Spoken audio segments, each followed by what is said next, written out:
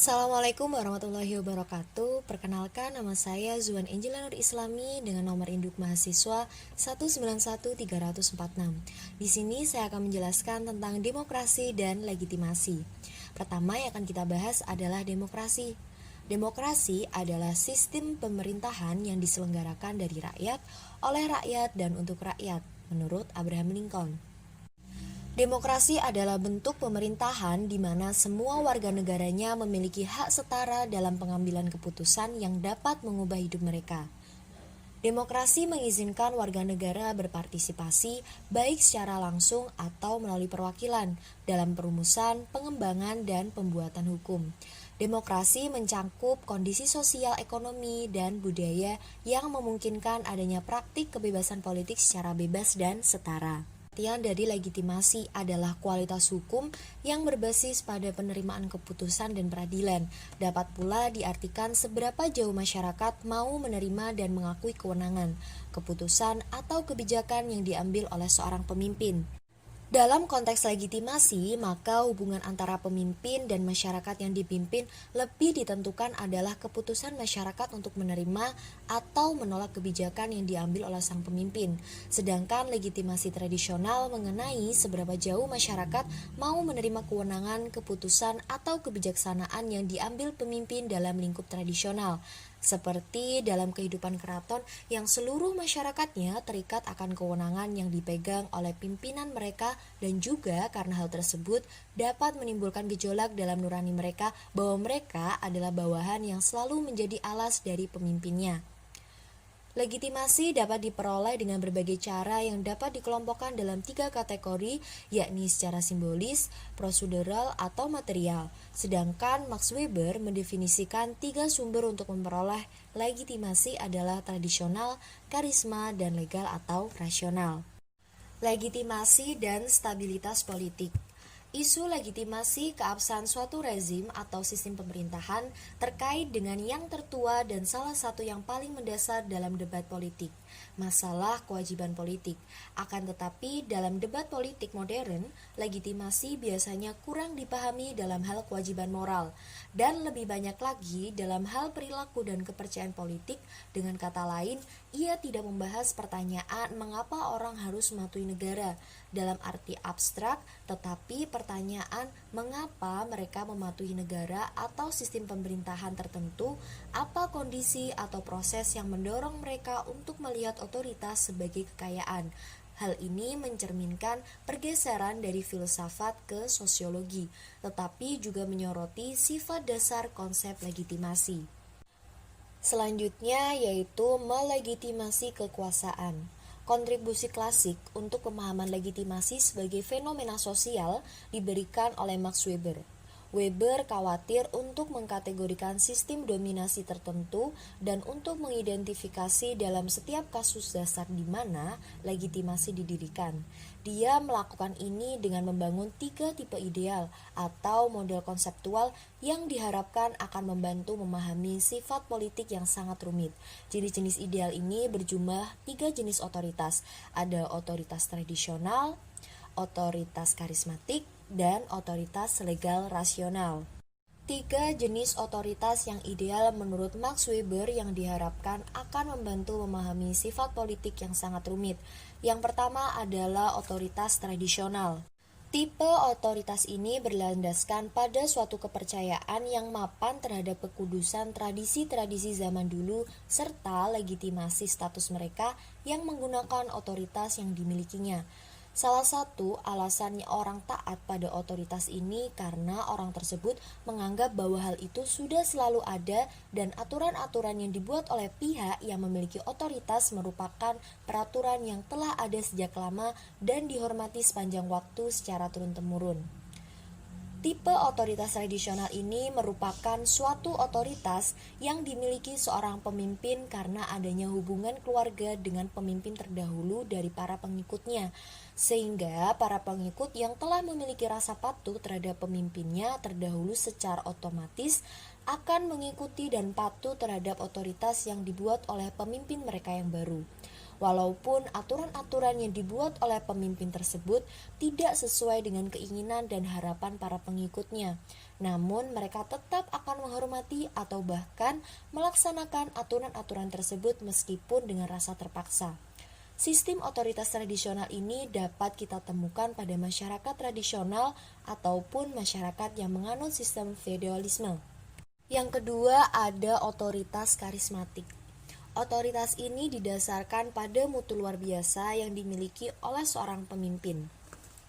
Otoritas ini berbeda dengan otoritas tradisional yang diperoleh seorang pemimpin melalui hubungan keluarga dari pemimpin sebelumnya.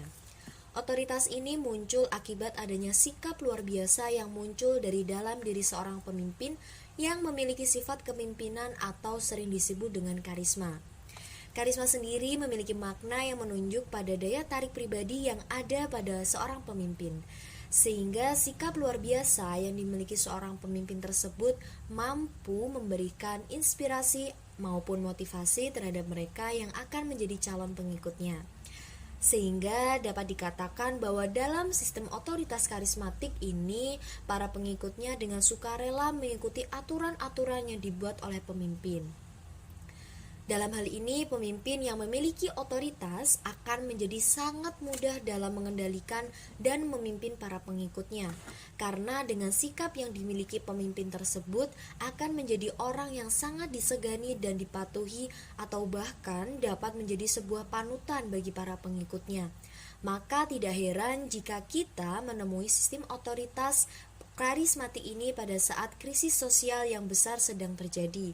Krisis sosial ini mungkin muncul karena disebabkan oleh beberapa hal, antara lain kemerosotan ekonomi, kekalahan perang, kegoncangan politik, ataupun bencana alam. Karisma seorang pemimpin ini akan memudar dan perlahan menghilang ketika krisis sosial tersebut sudah dapat teratasi dan para pengikutnya sudah mulai menemukan gaya hidup yang mapan. Sehingga sikap luar biasa yang tadinya dimiliki oleh pemimpin tersebut sudah tidak nampak di mata para pengikutnya, seiring dengan menghilangnya sifat karisma yang dimiliki oleh pemimpin tersebut. Maka otoritas pemimpin yang tadinya sangat disegani dan dihormati pada akhirnya akan kehilangan kewibawaannya dalam mempengaruhi para pengikutnya. Sistem otoritas karismatik ini juga akan menghilang ketika pemimpin tersebut meninggal dunia dan digantikan oleh pemimpin yang baru, sehingga gejala karismatik ini hanya berlaku untuk satu generasi pemimpin saja. Yang terakhir adalah otoritas legal rasional. Dalam sistem otoritas ini, orang yang sedang melaksanakan otoritas legal rasional adalah karena dia memiliki suatu posisi sosial yang menurut peraturan yang sah dia memiliki posisi otoritas. Dalam seleksi pemilihan, orang yang berhak mendapatkan dan menduduki posisi otoritas tersebut telah diatur dalam sebuah peraturan yang sah dan telah diakui oleh sebuah organisasi birokrasi. Bawahan atau yang pada sistem otoritas ini sering disebut dengan rakyat akan tunduk terhadap otoritas pemimpin karena posisi sosial mereka diatur dan dipaksa oleh aturan dalam bidang-bidang tertentu untuk tunduk terhadap kebijakan otoritas yang dibuat oleh pemimpin dalam sistem otoritas legal rasional. Pelaksanaan sistem otoritas legal rasional ini tertentu tidak lepas dari adanya sebuah birokrasi yang telah memiliki struktur pemerintahan, dan birokrasi pada sistem otoritas ini mampu menciptakan sebuah undang-undang yang mengatur dan mengikat semua anggota yang termasuk di dalam keanggotaan birokrasi tersebut. Tingkah laku dalam kegiatan anggotanya telah diatur di dalam undang-undang tersebut, sehingga dapat dikatakan bahwa dalam sistem otoritas ini, birokrasi memiliki kedudukan yang lebih tinggi daripada pemimpin otoritas legal rasional. Hal ini sesuai dengan argumen yang dikemukakan oleh Max Weber. Krisis legitimasi. Krisis legitimasi mungkin memiliki konsekuensi yang lebih dramatis ketika dukungan yang melemah untuk rezim tidak dapat lagi dikelola oleh penyesuaian dalam kebijakan publik atau perubahan dalam kepemimpinan. Maka legitimasi dapat runtuh sepenuhnya mengarah pada represi atau revolusi. Meskipun perubahan evolusi biasanya dianggap sebagai reformasi, revolusi mencakup perubahan awal dan cabang. Revolusi mengubah tatanan politik sepenuhnya, secara umum mengakhiri kekerasan secara mendadak di masa lalu. Meskipun ada cukup banyak perdebatan tentang penyebab revolusi, tidak diragukan lagi bahwa revolusi telah memainkan peranan penting dalam membentuk dunia modern. Revolusi Amerika 1776 mengarah pada pembentukan republik konstitusional yang independen dari Inggris dan memberikan ekspresi praktis untuk prinsip representasi. Revolusi Perancis 1789 ditetapkan untuk menghancurkan tatanan lama di bawah panji kemerdekaan, kesetaraan, dan persaudaraan, memajukan idealisme demokratis dan menyulut era evolusi di awal abad ke-19 Eropa. Revolusi Rusia 1917, revolusi komunis pertama menjadi contoh untuk revolusi abad ke-20 berikutnya, termasuk revolusi Cina, revolusi Kuba, revolusi Vietnam, dan revolusi Nicaragua, revolusi Eropa Timur, dan pemberontakan pada musim semi Arab. Bagaimanapun membangun kembali hubungan antara revolusi dan upaya mengejar demokrasi politik. Legitimasi demokratis. Diskusi modern tentang legitimasi didominasi oleh hubungannya dengan demokrasi, sehingga legitimasi demokratis kini diterima secara luas sebagai satu-satunya bentuk legitimasi yang berarti. Oleh karena itu, pernyataan bahwa sebuah organisasi politik itu sah secara intrinsik terkait dengan pengakuannya sebagai demokratis. Bagian utama berikutnya memeriksa model dari pemerintahan demokratis dan debat bagaimana demokrasi beroperasi dalam praktek. Tetapi bagian ini mempertimbangkan sifat hubungan antara demokrasi dan legitimasi. Demokrasi dapat terlihat untuk mempromosikan legitimasi setidaknya dalam 3 cara. Pertama-tama, hal ini dilakukan melalui persetujuan. Meskipun masyarakat tidak secara eksplisit memberikan persetujuan, mereka untuk diatur dengan demikian menginvestasikan otoritas politik dengan hak untuk memerintah secara formal. Mereka melakukannya secara tersirat setiap kali mereka berpartisipasi dalam proses politik. Dalam hal ini, demokrasi mendukung legitimasi dengan memperluas peluang partisipasi politik. Yang paling penting, meskipun tindakan pemilihan, tetapi juga melalui kegiatan-kegiatan seperti bergabung dengan partai politik atau kelompok kepentingan atau dengan terlibat dalam unjuk rasa. Partisipasi politik dalam pengertian ini mengikat pemerintahan dan rakyat. Kemudian yang kedua, esensi pemerintahan demokrasi adalah proses kompromi, konsolidasi, dan negosiasi melalui mana kepentingan dan kelompok saingan menemukan cara hidup bersama dalam damai relatif. Mekanisme di mana resolusi konflik dan non-kekerasan ini berlangsung terutama pemilihan, debat majelis, kompetisi partai, dan sebagainya. Dengan demikian cenderung menikmati dukungan populer yang luas ketika mereka memastikan bahwa kekuasaan tersebar secara luas. Setiap kelompok memiliki suara politik dari satu atau lain cara. Yang ketiga, yang terakhir yaitu demokrasi berfungsi sebagai sistem umpan balik yang cenderung mengarah pada stabilitas politik jangka panjang. Ketika demokrasi membuat hasil pemerintah selaras dengan masukan atau tekanan yang ditempatkan di atasnya, ketika demokrasi menyediakan mekanisme yang dapat dihilangkan dan kebijakan publik berubah, hal ini cenderung menekan ketidakseimbangan dalam sistem politik, memungkinkan krisis legitimasi untuk dikelola secara efektif dan secara substansial merusak potensi perselisihan sipil, pemberontakan atau revolusi. Namun demikian, dugaan adanya hubungan intrinsik antara legitimasi dan demokrasi juga dipertanyakan. Misalnya ada pendapat bahwa tingginya tingkat stabilitas politik dan rendahnya tingkat pertikaian sipil dan pemberontakan populer dalam masyarakat demokratis dapat dijelaskan dengan lebih persuasif oleh faktor-faktor selain demokrasi.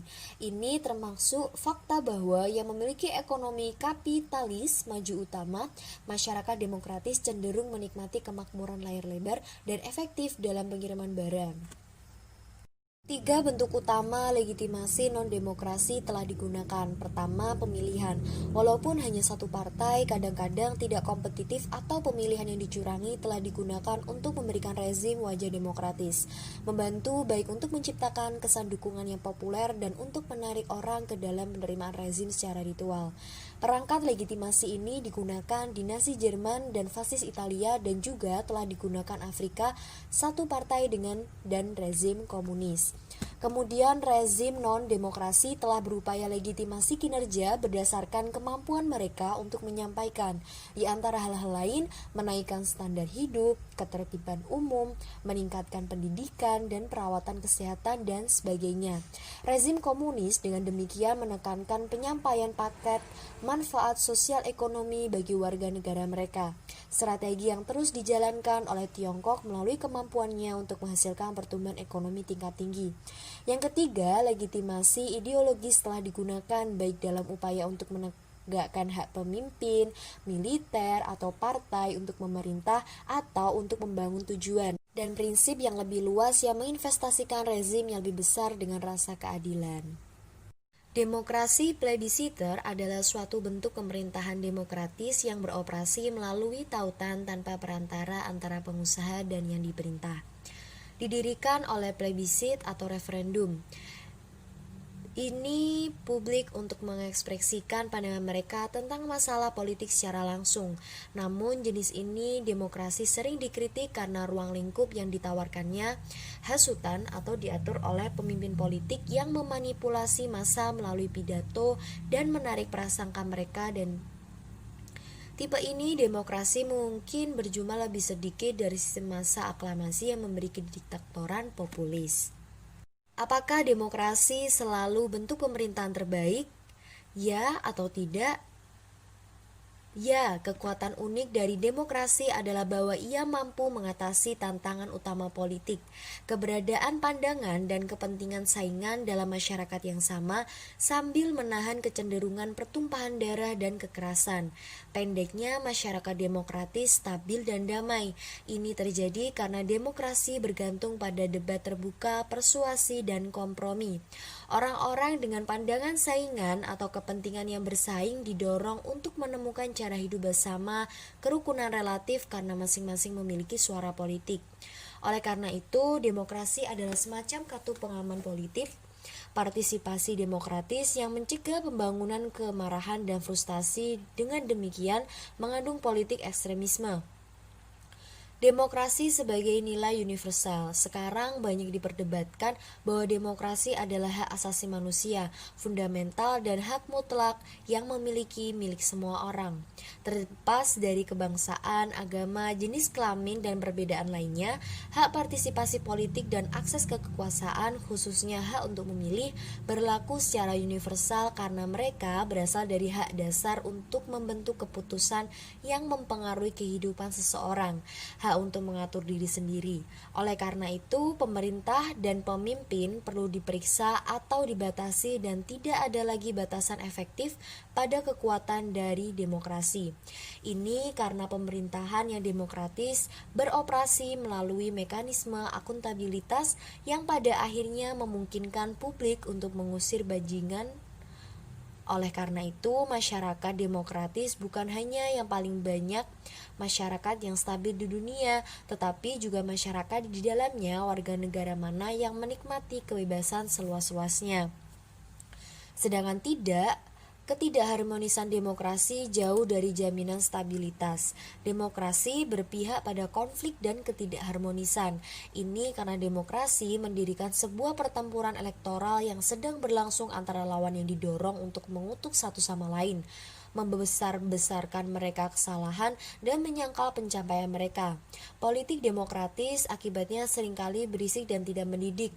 Selagi ketidakharmonisan demokrasi tidak mungkin mengancam kehancuran struktural secara matang dan relatif sejahtera masyarakat. Demokrasi di negara berkembang mungkin memperburuk keadaan daripada lebih baik. Demokratisasi karena itu dapat memperdalam kesukuan, regional, atau ketegangan etnis dan memperkuat kecenderungan kepemimpinan karismatik. Dengan demikian menumbuhkan otoritarianisme. Demokrasi sebagai westernisasi. Alih-alih diterapkan secara universal, demokrasi didasarkan pada nilai dan asumsi yang mengkhianati bias budaya baratnya daerah pedalaman. Demokrasi berakar pada ide-ide seperti individualisme, terutama melalui prinsip persamaan kewarganegaraan dan satu orang, satu suara, dan gagasan tentang pluralisme dan persaingan yang secara intrinsik bersifat liberal. Oleh karena itu, bentuk demokrasi yang dominan adalah gaya barat demokrasi dan penyebarannya terkadang dipaksakan dan selalu didorong ke dunia non-barat. Karena itu bisa dipandang sebagai bentuk imperialisme budaya. Parlementer demokrasi. Demokrasi parlementer adalah bentuk demokrasi aturan yang beroperasi melalui terpilih secara populer majelis musyawarah yang menengahi antara pemerintah dan orang-orang. Demokrasi dalam hal ini berarti bertanggung jawab dan perwakilan pemerintah. Demokrasi parlementer dengan demikian keseimbangan populer partisipasi melawan elit aturan. Pemerintah bertanggung jawab tidak secara langsung kepada publik tetapi kepada publik dipilih perwakilan. Itu kekuatan dugaan seperti itu sistem itu perwakilan. Oleh kebajikan pendidikan mereka akan pengalaman lebih baik mampu dari warga diri mereka sendiri untuk mendefinisikan mereka kepentingan terbaik, memperluas partisipasi populer dengan alasan bahwa franchise seharusnya diperluas untuk semua kecuali mereka yang buta huruf. Dalam prosesnya, dia menyarankan secara radikal untuk masanya, hak pilih itu juga harus diberikan kepada perempuan. Selain itu, dia menganjurkan otoritas lokal yang kuat dan independen dengan keyakinan bahwa hal ini akan terjadi memperluas kesempatan yang tersedia untuk memegang jabatan politik. Demokrasi rakyat. Istilah demokrasi rakyat berasal dari rezim komunis ortodoks yang muncul di model Soviet setelah Perang Dunia Kedua. Di sini digunakan bagaimanapun untuk merujuk secara luas pada berbagai model demokrasi yang tradisi Marxis telah menghasilkan. Meski berbeda, model ini menawarkan tampilan yang jelas berbeda dengan demokrasi liberal yang lebih dikenal. Marxis cenderung begitu meremehkan demokrasi liberal atau parlementer, melihatnya sebagai bentuk bor demokrasi egois atau kapitalis. Namun demikian, kaum Marxis tertarik pada konsep tersebut atau ideal demokrasi karena implikasi egaliternya yang jelas. Istilahnya adalah digunakan khususnya untuk menunjukkan tujuan kesetaraan sosial yang diwujudkan kepemilikan bersama atas kekayaan. Marx percaya bahwa penggulingan kapitalisme akan menjadi pemicu yang akan datang biarkan demokrasi sejati berkembang. Dalam pandangannya, masyarakat komunis sepenuhnya akan muncul hanya setelah periode transisi yang ditandai dengan the revolutionary kediktatoran dari proletariat. Akibatnya, sistem borjuis demokrasi akan digantikan oleh sistem yang sangat berbeda dari demokrasi proletar bersemangat. Meski Marx menolak menjelaskan secara detail bagaimana transisi masyarakat ini mau ditata, bentuknya yang luas bisa dilihat dari kekagumannya Komune Paris tahun 1871 yang merupakan eksperimen berumur pendek tentang apa mendekati demokrasi berlangsung. Bentuk demokrasi yang dikembangkan komunis pada abad ke-20 negara bagian lebih berhutang pada ide-ide 5 Lenin daripada yang dilakukannya oleh orang-orang Marx.